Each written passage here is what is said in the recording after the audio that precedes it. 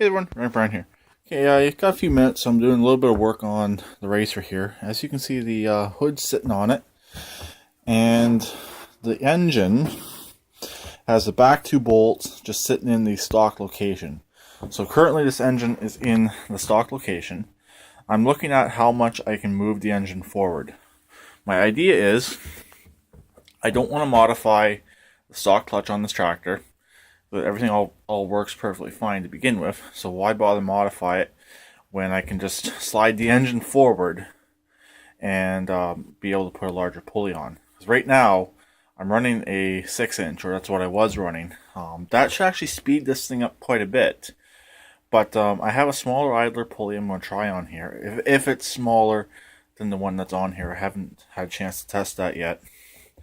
Also, for a little bit of clearance, I can actually move the engine forward about an inch. So I know an inch doesn't sound like much, but an inch will matter when getting an inch bigger engine pulley instead of going from a 6-inch up to a 7-inch. So, but that's where it's sitting right now, and I have a plate, that the yellow plate right there, that matches up to the two standard bolt patterns for these engines.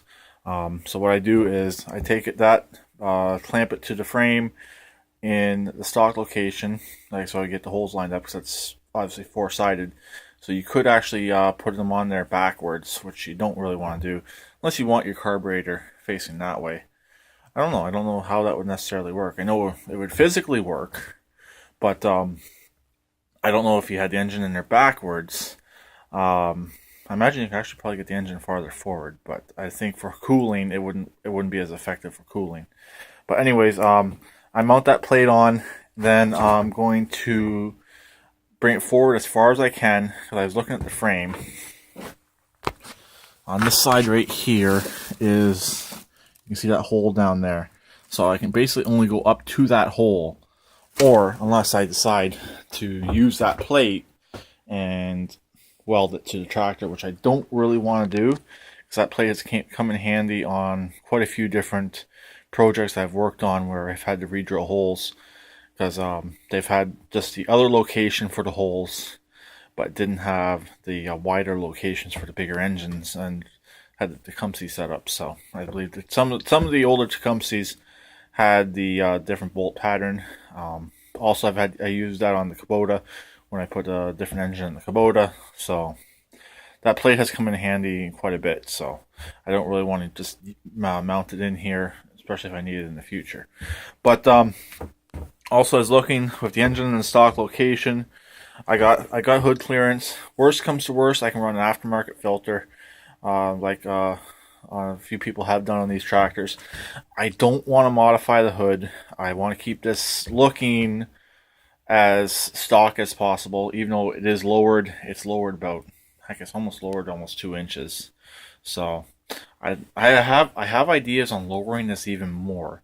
I figured out a way of doing my pulleys without a jack shaft, basically taking a steel pulley on the transmission and weld my smaller pulley or whatever pulley I want to use onto the bottom of it, and it will work, because that's actually what you have to do with this transmission to make everything line up. That's why I kept on throwing belts. But I haven't even torn into the transmission yet to figure out what went wrong. I have an idea what went wrong. It was the key fell out. The pulley came up because the C-clip on the top fell off, and the pulley came up, and I lost the key. But I just haven't had a chance to tear that apart and fix it. So, but we don't have snow anyway, so it's not like I can go snow drifting. But I just want to see how this engine is going to fit. Obviously, the hood does clear. I've had one of these tractors in the past with an opposed twin Briggs, but I learned on a video I was watching a week ago or so. There's actually two different opposed twins. The older opposed twins, like this one right here, have a taller height. The newer opposed twins are actually a little bit lower. I believe they take some space out of the oil pan on them. I'm not 100% sure where they take the space out of, because all the tops are all the same, the carburetors are all the same, but there's a different block, or it's a different oil pan for some of the opposed twins. Something you should look at if you're planning on putting one of these engines in a tractor. Make sure it's going to fit, because if you have a smaller front end, If you can find the smaller opposed twin, it'd be the newer ones, try and get that. But I got a fairly good height on this hood, so I can get this engine in there pretty good.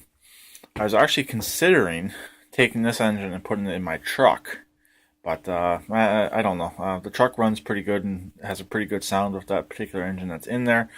Also, the exhaust would be a nightmare.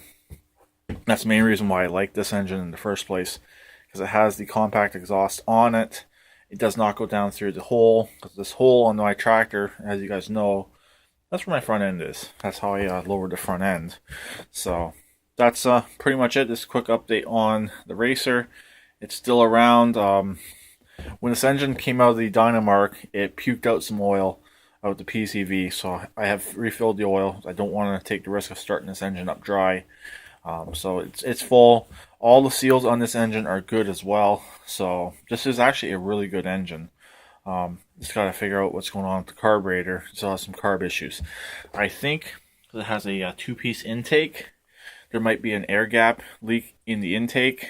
So I have a one-piece intake I'm going to be putting on here. It's one of the parts I did not send away when Pug was here, and he took a whole bunch of opposed twin parts. I wish I would have kept the carburetor, kept a couple carburetors, but this carb, like I said in the previous video, is really, really clean inside. It's just it's got tune it really, and it has the fuel drain is broken off, which isn't a big deal. But we'll replace the intake, because I believe all the intakes are the same. It's a newer intake, but as far as I remember, they are all the same. But also, if the engine is a bit farther forward, I'm going to have a bit more room between the battery and the engine. So if I have to get in there and do any work, I can. The stock fuel pump on this tractor will be coming off. As you guys know, I was going to put that electric fuel pump on here, but that didn't turn out. Also, speaking of electric fuel pump, I actually had that engine over there running. That's the zero turn engine. It was smoking quite a bit, but it wasn't really knocking. So I don't know. I might tear that apart and see what's going on, if there's anything going on in the bottom end or not. But we'll see, and maybe eventually do a rebuild on it, or at least to freshen it up with rings, hone it, and stuff like that. We'll see. I don't really have a use for that engine right now, so yeah. So that's pretty much it. So here is the engine sitting in the stock location. Probably in the new year, I will figure out the new motor mounts, the farther forward motor mounts. It'll be forward about approximately an inch to an inch and a half, maybe 2 inches if I can get 2 inches. If it's just one mount that's screwing me up to put it farthest forward, I will just redo that mount. What I'll do is I'll get a large washer, I'll weld that to the frame underneath, and that will act as my motor mount. So, that's my engine mount.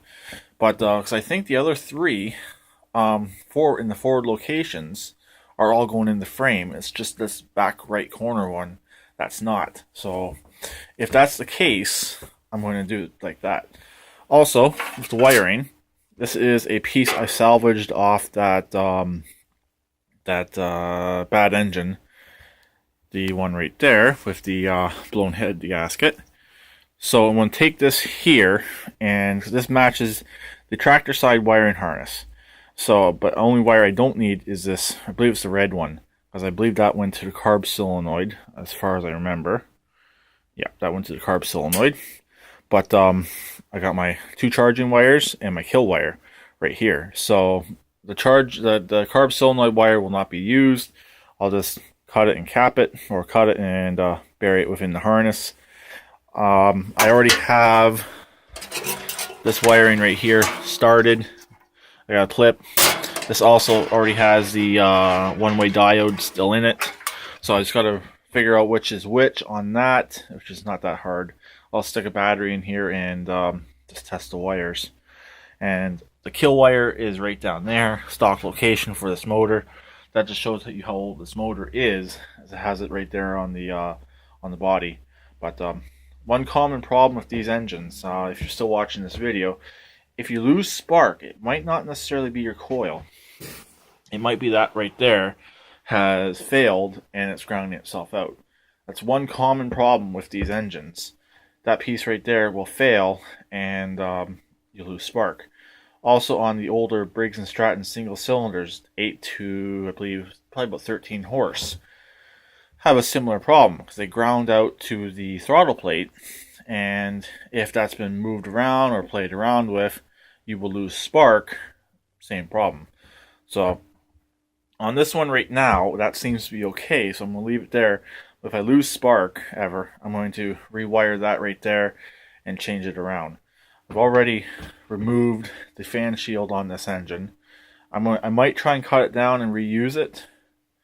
It's this piece right here. But on the lower engine, on the smaller opposed twins, I believe this would fit. If I remember correctly, the tractor I used to have, the other LT, or I think this is an LT. But anyways, the other tractor I had with the opposed twin in it had that shield on it that went right across there. I don't remember though. Or it might have been the plastic piece that came up over from the battery box. We'll see. I don't remember.